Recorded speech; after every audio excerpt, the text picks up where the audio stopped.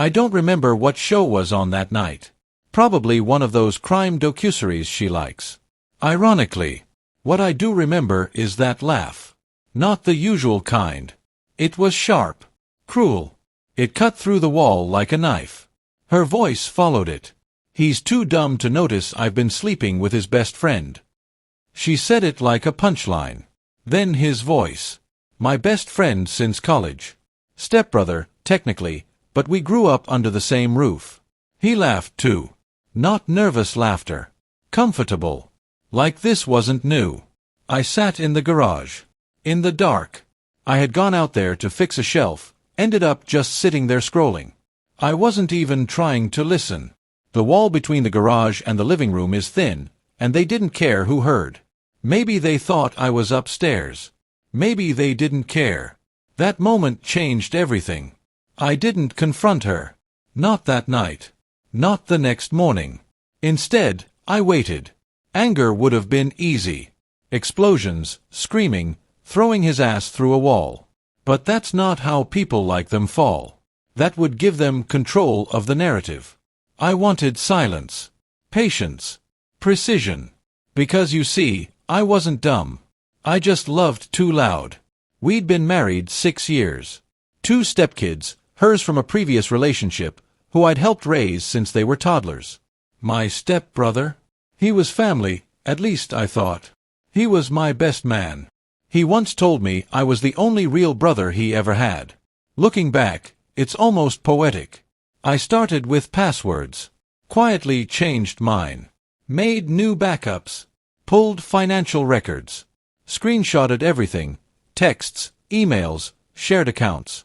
She wasn't careful. She thought I was a pushover, that I wouldn't dig. I watched patterns. When they'd sneak away. How they used the gym as cover.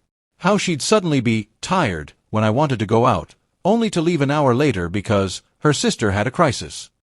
I stopped talking. Started listening. I waited 6 months.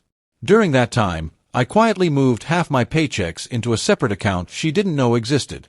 I told her I was taking extra deductions for taxes. She didn't question it. I stopped paying off her car. Let the insurance lapse. Transferred the title of mine solely to me. I told my job I needed remote options, in case something happened at home. My boss said yes. I had leverage. I even started therapy. Told the therapist everything. Not for advice. For documentation. Dates.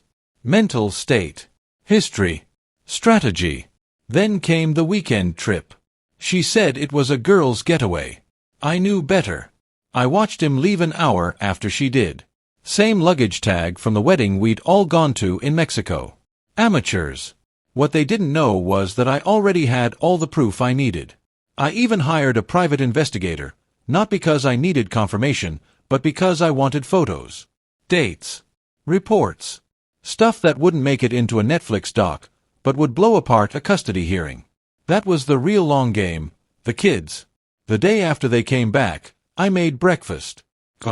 Eggs, bacon, coffee, her favorite. She smiled.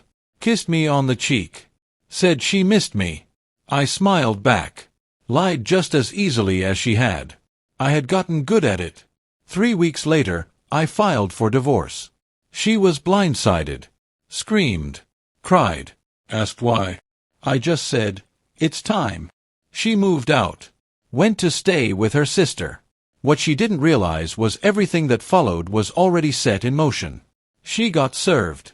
With divorce papers. With financial disclosures. With full custody claims, supported by character witnesses, records of neglect, texts between her and my stepbrother mocking the kids. One even said, "I can't wait until they're old enough to stay with their dad so we can finally have our own place." The court didn't like that.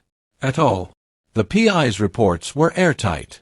Her spending habits, her lies, her pattern of manipulation. Her own therapist, whom she dragged into it, said under oath that she struggled with emotional accountability. I stayed calm, respectful, civil. Let her show the court who she really was. I got primary custody. She got weekends, supervised at first. She tried to fight it. But when the judge read the transcripts of her laughing about tricking me for years, it was over. And my stepbrother? My father saw the evidence. The same man who once called him my true son kicked him out of the family business. Cut off the trust he was supposed to inherit at 35. Turns out lying to your family to sleep with your brother's wife doesn't go over well. Who knew? He called me once. Said I overreacted. That these things happen. I didn't respond. Just saved the voicemail. For court. The best part? They're still together, I think. But they're renting a crappy apartment in a part of town she used to make fun of. She works retail again. He's in freelance consulting, whatever that means. She doesn't know how it all fell apart so fast. She still thinks I'm too dumb to figure it out. Let her. Let her think I was the fool. Because now, every time she drops off the kids, every time she sees how stable, calm, happy they are, she knows she lost something she'll never get back. And I never raised my voice. Never threw a punch. I just listened. Planned. Waited. And when the moment came, she lost everything.